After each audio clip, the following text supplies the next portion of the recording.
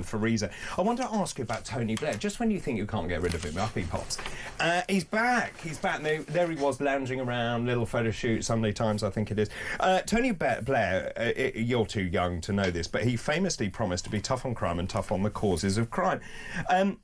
Now, he is worried about the rise of the far right, allegedly, and he says the answer to all of this, and we were talking about this earlier in our political section with Michael Mosbacher, about Tony Blair's answer to pretty much everything in life, apparently, is to cut down on nasty right-wingers who are very upset about the direction of the country and to bring in ID cards. Yeah. You want ID cards? I think so. I think Why? it would be a great way, because when you get like global tech examples, for example, like Singapore, United Arab Emirates, they all use digital ID pass and facial recognition, and they're one of the safest places in the world right now. They also chop your arm off if you steal anything. Yeah, well, because they can track all the criminal records and everything. And I think that it's just a good way to adapt into the 21st century using the technology that's available to us all to actually try and adapt it to policies and just politics in general, and try to just become a better state when it comes to... Would it stop illegal migration? Potentially, maybe. If that Potentially, would mean, maybe isn't a very strong argument for the introduction of facial ID, direct recognition technology, if it and would ID mean cards. if it would mean that they can track movements and kind of like what's everyone doing, and if they're committing any crimes, then I think that can definitely reduce the people that wanted to come here illegally. ID cards? I think that's absolutely insane. Do you? I think someone needs to tell Tony Blair what civil liberties are.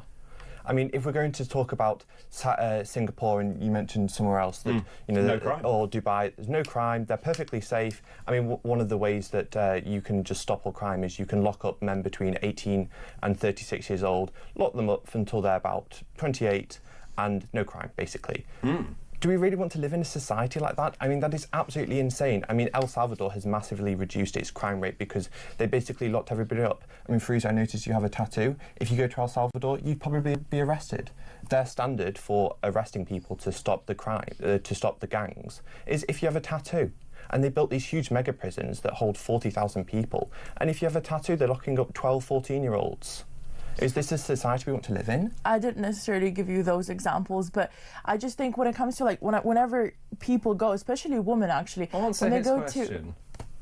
Could you repeat your question? No, his question is, do we really want to be a society that essentially, and the chill down my spine is papers, please. You're stopped, and that's what happens in Spain. You're stopped by the police. Where are your papers? You want that? Maybe. I think that it might lead to a lot of solving of our crimes, and a lot of potentially just even discouraging a lot of illegal migrants to coming here, committing crimes, when they realize that, when you do what you do, there are consequences for your actions. I'm going to throw something naughty at you. Imagine you're having a romantic tryst that you don't want anyone to find out about, and you have to carry ID. Do you want that? State surveillance on everything you do?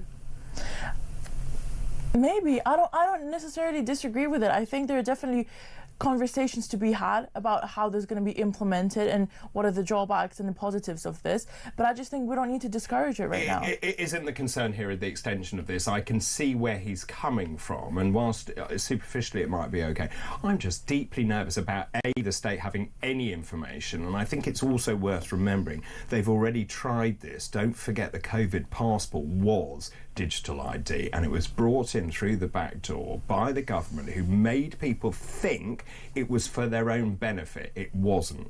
You're absolutely right.